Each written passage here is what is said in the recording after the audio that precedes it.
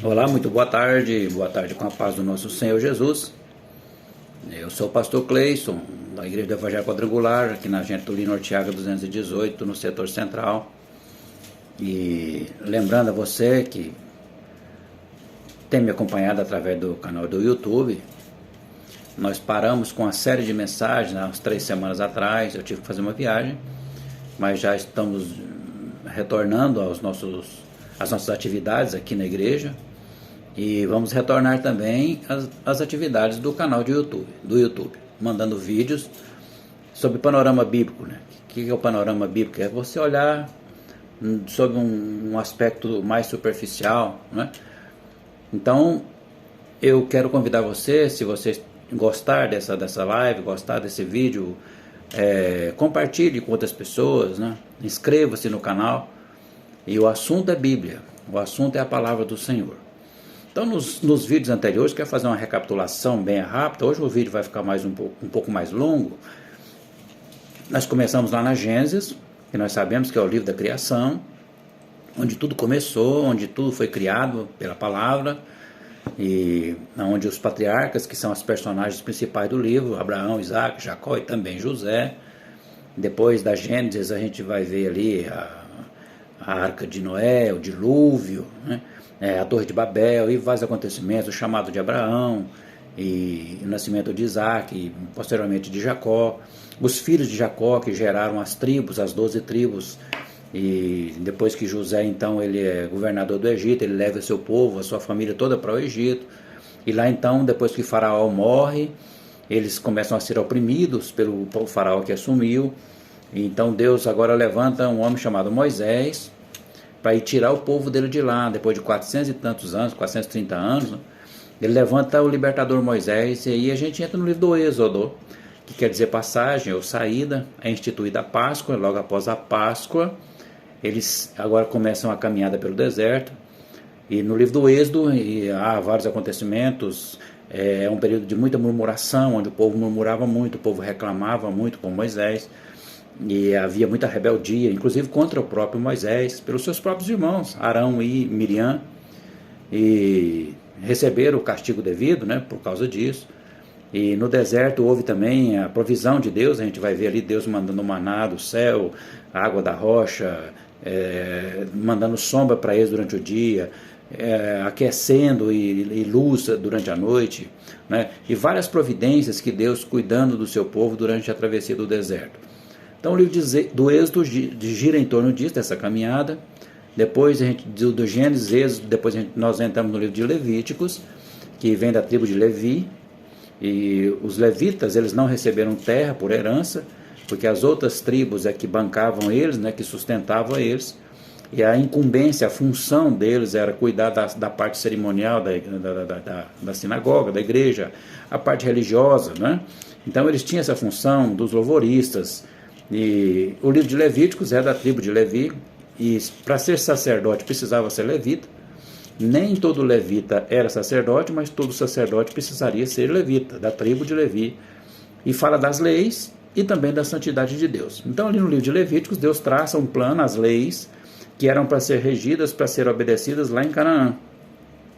E logo após o livro de Levítico, nós vamos encontrar o livro de Números. O livro de Números é um livro, Números por quê? Porque houve 2 censos, e esse censo era para organizar as tribos, era para a contagem das tribos. E essa contagem era feita de homens acima de 20 anos, que eram homens de guerra, as mulheres, as crianças não eram contadas. Então foi organizado. O livro de Números ele gira em torno dessa organização das tribos, para poder entrar em Canaã. Depois entramos no livro de Deuteronômio. Deuteronômio quer dizer repetição das leis, quando aquela nova geração que está chegando para entrar em Canaã, porque a primeira geração que saiu lá do Egito, eles morrem no deserto. Morreram por desobediência, por castigo, por velhice. Ninguém morreu por doença, né? Porque Deus curava eles. E agora então chega em Deuteronômio, Moisés se vê a necessidade de repetir as leis para aquela nova geração. Eles não sabiam, né? Eles não sabiam como é que ia, o que ia guiar eles, o que ia gerir, qual que era o norte deles para eles seguirem lá em Canaã. Então Moisés, através dos seus discursos, ele repete as leis para aquela nova geração para entrar em Canaã. E em Deuteronômio, então, nós encontramos ali a morte de Moisés, né? E logo após a morte de Moisés, então agora Deus passa o bastão, ou a incumbência, ou a direção para Josué. Ele e Caleb foram os que restaram daquela primeira geração. E agora está sobre a responsabilidade de Josué para entrar em Canaã. Eles já estão próximos a Canaã, já estão ali acampados em Cades Barneia. Então Deus chama Josué, faz algumas recomendações para ele que ele não temesse, que ele não tivesse medo, que ele fosse forte, corajoso, porque o Senhor estaria com ele, porque Deus sabia das dificuldades que ele ia enfrentar, dos obstáculos, né? Não ia ser fácil, e nada que é conseguido com facilidade não presta, né? Então, o primeiro obstáculo aí foi o Rio Jordão. Deus abriu o Rio Jordão, e depois a cidade de Jericó, uma cidade fortificada, e que eles também tomaram a cidade de Jericó, e logo em seguida encontraram uma cidade chamada Ai. A primeira investida contra Ai, o povo de Deus foi derrotado lá. Por quê? Porque havia pecado. Acã, ele pega alguns despojos que não era para trazer, era para deixar tudo lá, e ele escondido, ele traz e esconde dentro do arraial, dentro da tenda. E Josué questiona Deus por que aquilo aconteceu. Aí Deus fala: tem pecado no arraial. Lançaram sorte, caiu sobre Acã, e ele então confessa, e ele então recebe o veredito de Deus, o juízo de Deus. E aí depois que tira o pecado do arraial, eles investem contra Ai, e aí são vitoriosos. Então Josué, ele, sob o comando de Josué, o povo então entra onde era prometido. Eles entram na terra prometida, eles entram em Canaã. E agora eles não estão mais caminhando no deserto. E lá em Canaã havia as nações gentílicas, os politeístas, os incrédulos, os heteus, heveus, os filisteus, midianitas e tantos outros. Eles entraram lá e a função era expulsar esse povo de lá. E aí nesse período então Josué morre.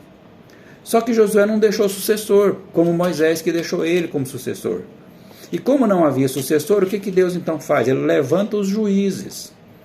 Para quê? Para julgar o povo e para expulsar esse povo de lá. Essa era a função dos juízes, que era Eude, Otoniel, Débora, Jefté, Gideão, Sansão, e o último deles foi Samuel, né?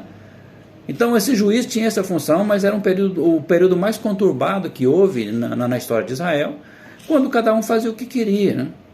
O que dava na cabeça, não tinha direção. Então quando eles pecavam, o juízo de Deus vinha com eles, mas quando eles se reconciliavam, aí o Senhor abençoava. Então o livro de Juízes gira em torno dessa dinâmica, né?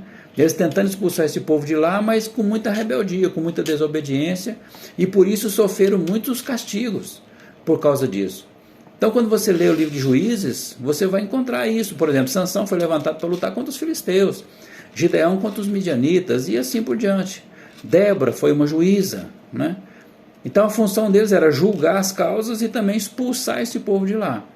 Mas que foi um período muito perturbador, um período de muita desordem, um período de muita bagunça, que foi o período dos juízes. E o último desses juízes, aí a gente vai ver a história, né? A história de Gideão, a história de Sansão, que é muito conhecida, dos outros menos, mas principalmente a de Gideão, que quando Deus chama Gideão para lutar contra os midianitas, né? Gideão então quer se acovardar, falando que era o menor da casa, um espírito de inferioridade terrível, e Deus manda ele ir na sua força, e ele pede prova para o Senhor, né? E Deus tem muita paciência com Gideão. E depois vem a história de Sansão, que todo mundo conhece, que foi levantado para lutar contra os filisteus, e foi uma batalha terrível. E Sansão, ele teve problemas com mulheres, e por causa disso, a quebra de voto, e etc. Todo mundo conhece a história de Sansão. Então assim é o livro de Juízes. E amanhã, no outro vídeo, então nós vamos dar continuidade, depois do livro de Juízes. O último deles foi Samuel, né? Samuel tinha 3 funções: ele era profeta, sacerdote e juiz. Samuel era profeta, sacerdote e juiz. Aí, então depois, vê que a sequência é muito bonita. Agora nós estamos entrando nos livros, depois do Pentateuco até Deuteronômio. Agora nós estamos nos livros históricos, que conta a história religiosa de Israel, né? Israel tem história religiosa, história geográfica, história política, né? Mas a história religiosa gira em torno dessa caminhada. Então amanhã nós vamos falar sobre o livro depois de Josué, Juízes e Ruth. E nós vamos comentar a respeito desse livro amanhã, tá bem? Então, gostou do vídeo? Deixa o likezinho aí, como eles falam, né? Compartilhe com outras pessoas. e vamos voltar às atividades para essas lives. Boa tarde, grande abraço, que Deus te abençoe.